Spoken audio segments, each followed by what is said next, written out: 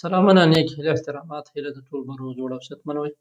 دوستانو نن درته د کمپیوټر ساینس یا انفارمتیک په اړه باندې معلومات درکوم چې څنګه کولی شو په سیویس کې د کمپیوټر ساینس یا انفارمتیک په برخه کې لیرا یا سپیلنګ وکړو.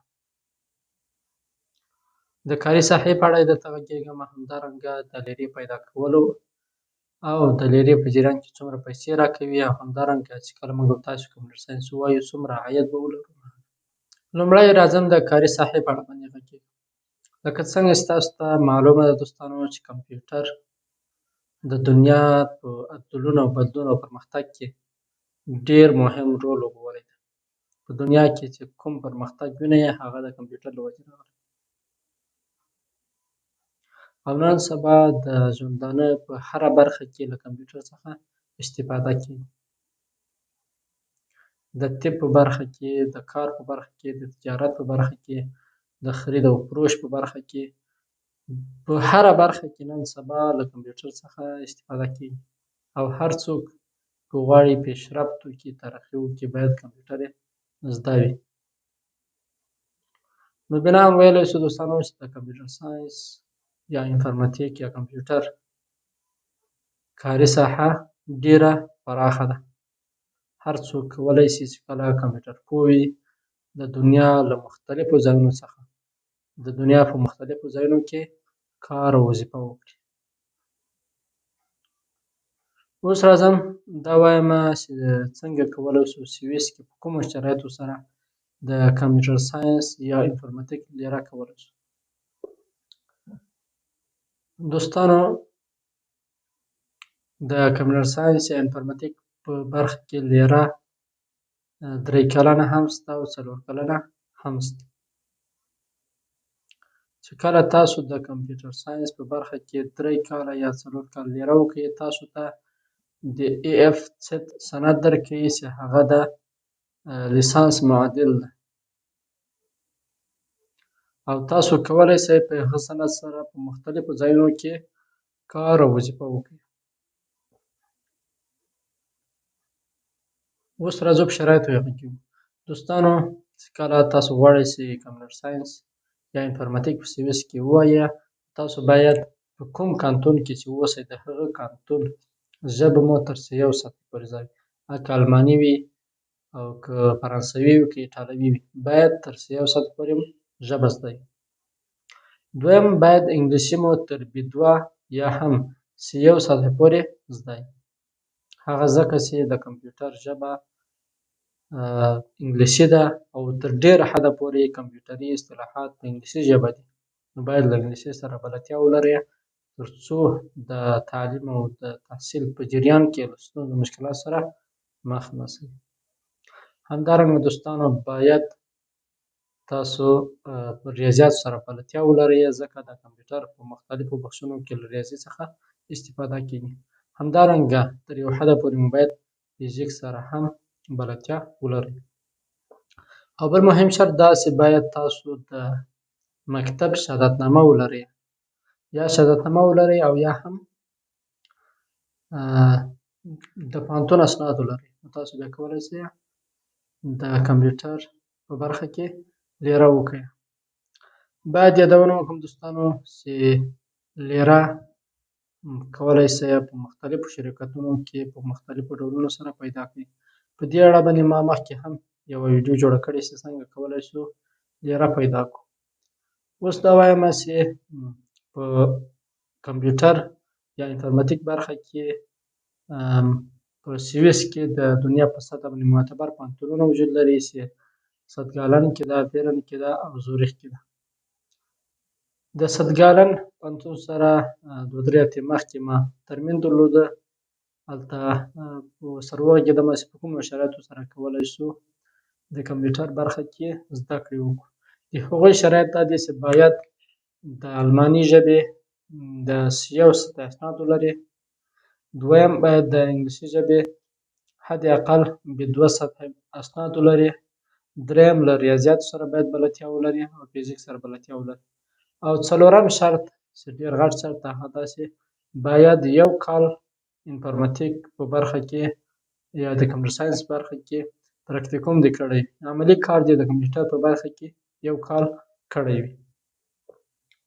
دا هغه شرایط دي چې د سبکالن پوهنتون یې غواړي، له هغه چا نه چې څوک غواړي کمپیوټر ساینس یا انفارماتیک ووایي. د اتحا زورخ کې چې ده د هغه پوهنتون شرایط بیا جدا دي. هغه اول شرط یې دا ده چې باید الماني ژبه مو تر C1 پورې زده وي، دویم انګلیسي مو زده وي، او څلورم دریم غټ شرط یې دا ده چې هغوی یو امتحان اخلي، د کانکور په شکل باندې امتحان اخلي چې په هغه امتحان کې له ریاضي، فیزیک، کیمیا، بیولوژي، حتی د سویس د جغرافیه او تاریخ څخه سوالونه راځي چې هغه امتحان یې اسانه امتحان نه ده، ځکه اتحا پوهنتون زورخ اتحا پوهنتون د نړۍ په سطحه باندې یو له مهمو پوهنتونونو څخه د کمپیوټر په برخه کې ده. په بیرن کې هم شته، همداسې په مختلفو ولایتونو کې د سویس نورو ولایتونو کې هم شته. اوس راځو دوستانو دا وایو چې د لیرې په جریان کې څومره پیسې یا معاش راکوي. لکه مخکې مې چې وویلې د کمپیوټر برخه کې لیره کول یا 3 کاله دي او یا هم 4 کاله دي. هغه نسبت تا ته نسبت هر بخش ته فرق کوي، که 3 کلنه لیره کوي او که 4 کلنه لیره کوي. اوس د لیرې په جریان کې هغه پیسې چې تا ته درکوي هغه نسبت هر شرکت ته فرق کوي. ځینې شرکتونه دي په لومړي کال د لیرې کې په میاشت کې له 500 نیولې تر 800 پورې پیسې ورکوي. ځینې شرکتونه دي بیا په دویم کال کې له میاشت کې له 800 نیولې تر 1200 پورې ورکوي.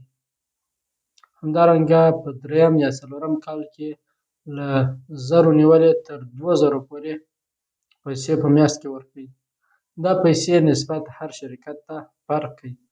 له دې سره سره چې تاسو نور مصارف د سوسیال له طرفه درکول کېږي او دغه پیسې چې تاسو د لیرې په جریان کې درکول کېږي دا صرف ستاسو جیب خرچي ده. دا نسبت هر شرکت ته فرق کوي. باید یادونه وکړم مخکې له دې نه چې کوم شرکت سره قرارداد وکړئ د لیرې کولو باید حتما ورنه پوښتنه وکړئ چې په لومړي کال کې څومره پیسې راکوئ، دویم کال کې څومره پیسې راکوئ میاشت کې، او په دریم کال کې د لیرې په جریان کې. اوس راځو ووایو چې کله یو کس کمپیوټر ساینس یا انفارماتیک په برخه کې لیره یا سپیلډون وکړ څومره معاش لري. دا په تاسو پورې اړه لري چې تاسو څومره وړتیا لرئ او په شرکتونو پورې اړه لري.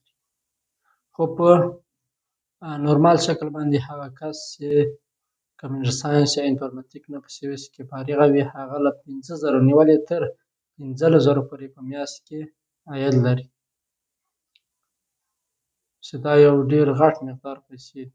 له 15000 فرانکه نیولې تر 15000 پورې دی کولی شي کار وکړي په میاشت کې.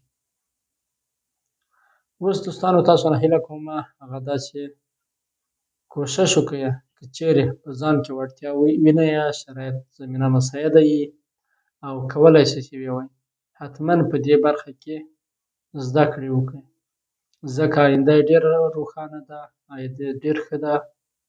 خو د خپل ځان او حالت او علاقې ته وګورئ. که چیرې علاقه دې برخه کې نه لرئ بیا مه وایئ، ځکه کمپیوټر برخه کې زده کړې کول او په هغې برخه کې کار کول اسانه هم نه دي، ځکه چې ته به ټوله ورځ له کمپیوټر سره ناست یې او ته به یې کمپیوټر به یې او هر څه به مخته وړې. تاسې کولی شئ 8 ساعته 15 ساعته 10 ساعته کمپیوټر سره کار وکړئ بیا حتما کمپیوټر ووایئ. او داسې مه وایئ چې سخت ده، هر څه کېدونکي دي. کله چې یو انسان وغواړي هر څه کېږي. فارسي کې یو متل ده وایي خواستن توانستن است. ویډیو له ملګرو سره شریکه کړئ او که مو یوټیوب چینل نه وي لایک کړی یوټیوب چینل در سره سبسکرایب کړئ، ویډیوګانې در سره لایک کوئ، ملګرو سره شریکوئ تر څو په ګډه سره وکولی شو نورو ته خیر ورسوو. تر بیا او بلې ویډیو د الله په امان.